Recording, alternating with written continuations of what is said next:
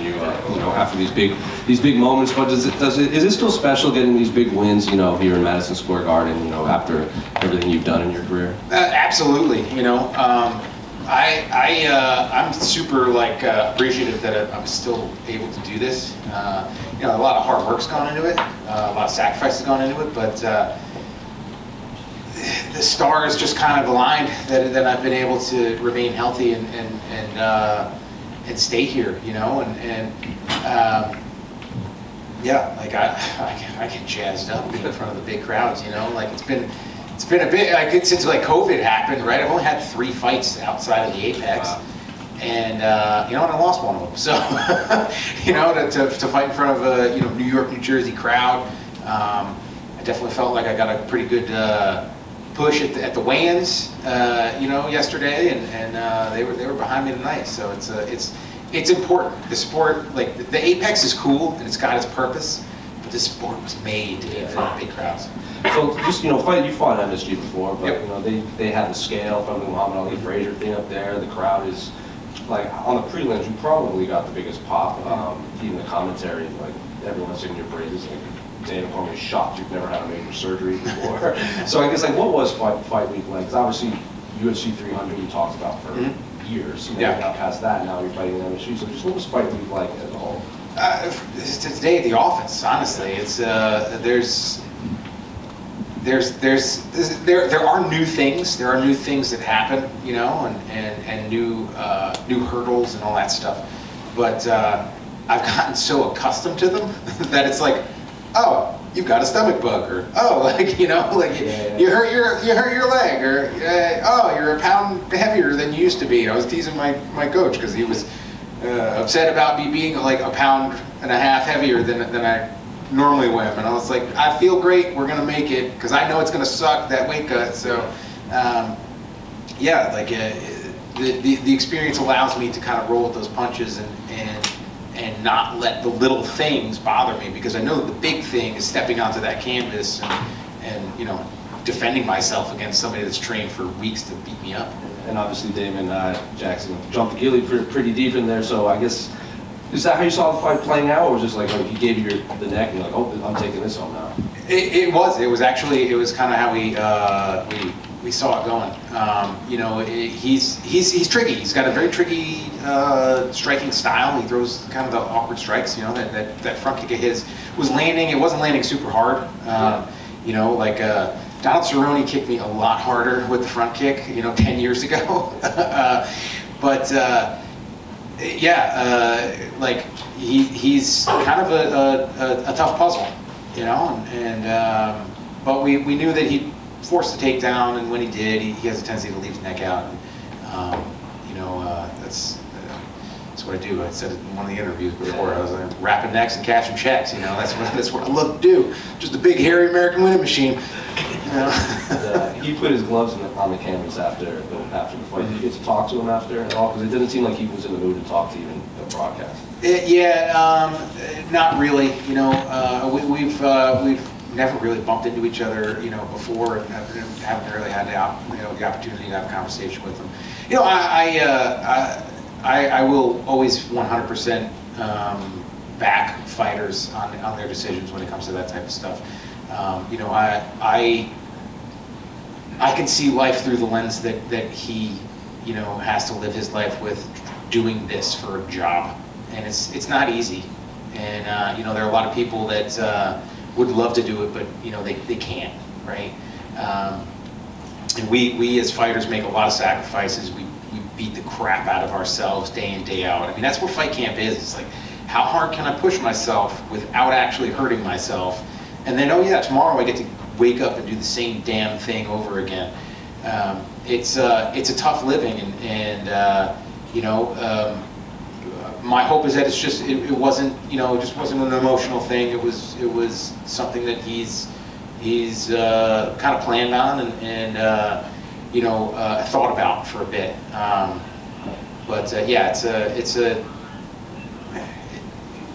He's a grown man. You got to make grown man decisions sometimes, and I'll I'll back him on whatever that is, you know. Well, in terms of your own career, what do you want next? Are we still pushing for the 50 wins, or Well, rumor newer card in the summer? Like, what are you looking for?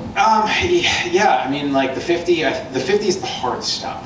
Okay, you guys can hold me to that shit, right? Oh, really? Yeah, 100%. Unless they're like, oh, a couple $1 million, you know, 50 more. I'm ready to move on to other stuff. You know, like there's definitely parts of me that are ready to make a commitment to something else. It's gonna be difficult. It's gonna be fucking hard to like not get to do this because I'm like I've never had a real job. You know, like I framed houses with my father. When I was in college, I worked at Buffalo Wild Wings for a little bit. You know, like I was a pretty crappy fry cook for a couple months there. You know, but like, yeah, I'm a fighter. That's what I do, and I know that it's, you know, everybody's road is different, right? And I'm trying to create my own and be in a good spot to move on to something else, and I want to have some energy left to do other stuff, and yeah. 50 is the hard stop. The goal of mine is to get to 30 wins. You know, and so in those 5 fights, you know, get 3 more wins and really put that one away. And yeah, just have some fun fights and fight on some big cards and fight some guys that I've been fans of for forever. And yeah, it's I feel like I'm in a really cool spot. I'm in a different spot than most people, you know, and I'm in a different spot than most fighters before me. It's like, yeah, like I want to go out and I want to put on shows, but it's like I've cemented, you know, Jim fucking Miller, right? Like, I'm gonna go out and I'm gonna finish people, or I'm gonna get my fucking ass kicked trying to do it. Sure. You know, like I'm finding the easy way out inside the octagon. You know, Chael has said it. Quitting is the easiest thing in the world to do. It's so painfully easy to find your way out. Things aren't going my way. I broke my hand. I got a giant cut over my eye. Maybe I should just turtle up. You know, nobody would think any less of me. But like, I know that I've got that guillotine, and I know that I've got some of these other things. So like, it's burned into my brain that like playing wiffle ball with my friends as a kid, like bottom of the 9th, bases are loaded, it's a full count. Like I'm still trying to hit that home run, you know, and somebody could be punching me in the face while it's happening, but I'm still looking for it.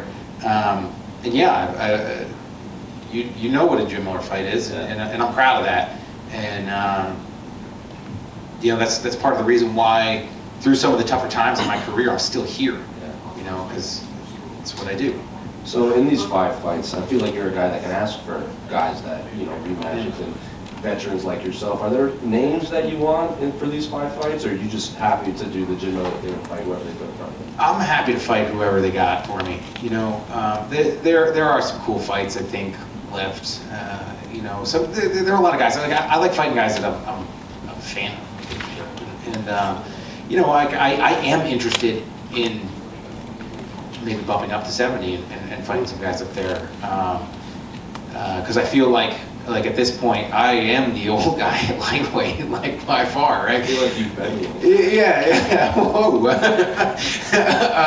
But yeah, like I think there's still some fun fights and cool opportunities to you know, cement the legacy and put on a show and yeah, get paid in the process. And last one for me, did you give a shout out to Peanut? Is that what you heard? I did give a shout out to Peanut. What prompted that? You know, just a disdain for what some of this has become, right? Like, I'm sure the night that, you know, on that day where they raided a couple's home at gunpoint, so that means they're willing to kill them. And accidents happen, right? Like, it might not be on purpose, but they're willing for bad things to happen over a pet squirrel that has like lived inside for the last 7 years. That day, I'm sure that there were kids here in New York City that went to bed hungry. I'm sure that there were people here that went to sleep on the streets. I'm sure that there were kids that were in really dangerous situations at home that weren't helped and weren't pulled from that, you know. And as a taxpayer, our resources, well, I'm not a New York resident, so technically it wasn't my money, it was everybody that lives here, right?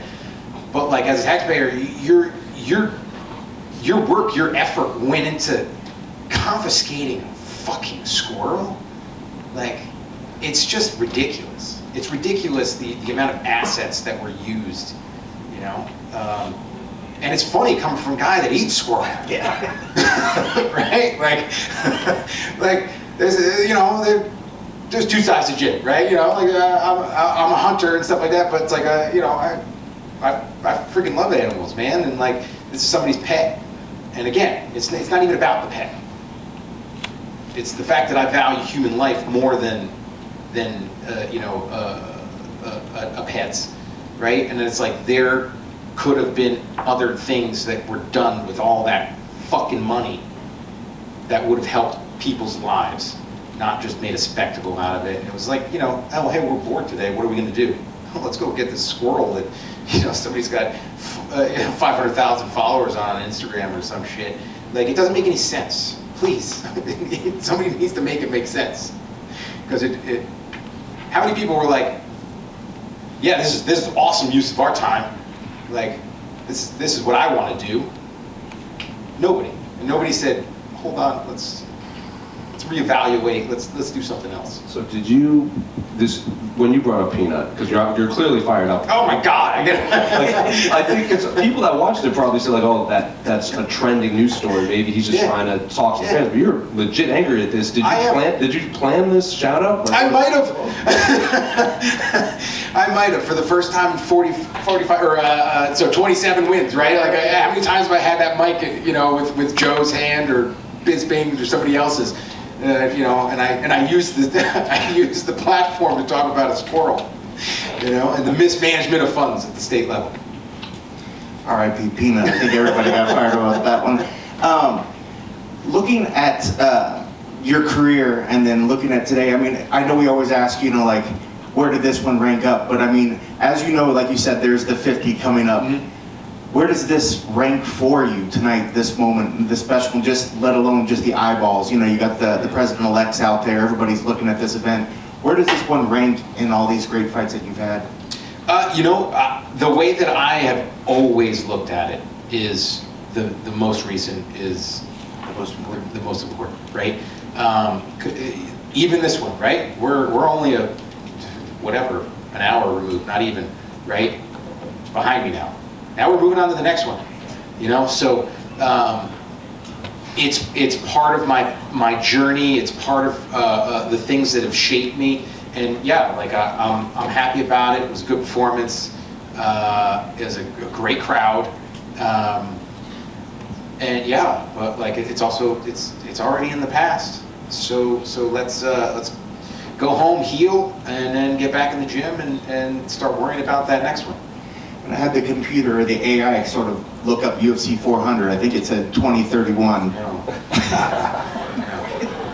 it's not even funny. But 50 is it, huh? 50 will be it, yeah. But I know you've always consulted the wife and the family. Was that the consensus that the family did, or is this something that you came on yourself and you said 50 is going to be it? I wear the pants.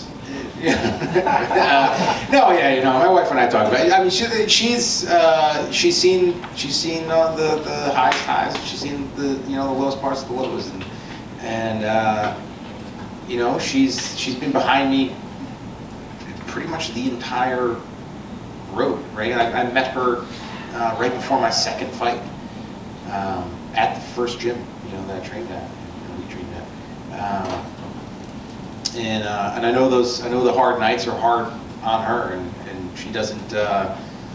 She knows that I love it, and she knows that it's, you know, who I am and what I do. And she doesn't complain about it, but she sees me, you know, hobble like an old man to the bathroom when I get up out of bed, you know, some days. So yeah, it's, we both feel the same way, right? Like I want to have the ability and the energy to do, you know, other things in my life, 41 is an old lightweight, but it's not an old man, right? So yeah, there's plenty of things left to do, and I can't wait. There are parts of me that can't wait. Like that's why I embrace every second that I get to feel that canvas on my feet. It's a special place, and yeah, I can't wait for the next one. And just a couple quick ones. You said that you have a different sort of grip when it comes to your guillotine choke. Can you explain that? Yeah, so there's like a million different guillotine chokes, and the way the jiu-jitsu is going right now is that there's like 45 names for each position too. Some of them have Japanese in them, some of them still have a little Portuguese in them. Like it's Brian always loses me when he starts throwing out the nomenclature, because just show me the move, don't tell me the name, right? It's like, oh, this one's got 4 names. But yeah, my guillotine choke, the attack doesn't go to the carotid, it goes up underneath the chin and affects the hyoid bone. So I go from a nice like chin strap grip, and I pull that, and I just roll my thumb like from the chin up underneath the neck. And the other hand is wrapping that arm, and that pulls the arm down so they can't get out or have a tougher time getting out. But it also holds their chest close to mine. So it's got a different feeling when it happens to you. Like it's almost like a gagging. So it's more painful than actually cutting off the blood and then like losing consciousness. Yeah. And the thing of it is I don't like moving my hands. Like when I can gain a position of control, I don't want to move my hands, because that's when like there's opportunity for somebody to control my hand. So I try to minimize the amount of movement that I have where my grip is, and the whole like action of the choke is like I really like using the full guard as opposed to a half guard with it, because then I can really affect their torso and roll their torso up over their head like I did tonight. So it almost like puts my thumb in their neck, and then I'm folding their neck down around my thumb, like almost like a bicep cutter, calf cutter type thing. So the guys that train with me know what it feels like. So yeah, it's just one of those things that I can do in my sleep, and yeah, I think that's 4 now in the octagon. Yeah, it was super effective. You tapped super quick. It seemed like it was almost instantaneous once you had it locked in. And last one for me, the U.S. Air Force has decided to retire the A-10s. Did you think that you would ever outlive the A-10s? I don't think that's a very good decision. It's like no. I mean, like I think it's a cool plane, and from what I understand, those that fight on the ground are not happy about it. Now, granted, I understand that the battlefield has changed, right, from what I know about it, right. But so maybe it's not as effective nowadays as it will be, or it was rather. But I don't. They could send me a couple rounds if they want. They're kind of hard to come by. Maybe like a barrel. Just send me one of the barrels. That's the president. Yeah, right. Like you know what I really want is like I want my custom shorts, and I want it to be the face of the A10. I would dig that. I think other people probably do that. buy Jim Miller. Yeah. Hey,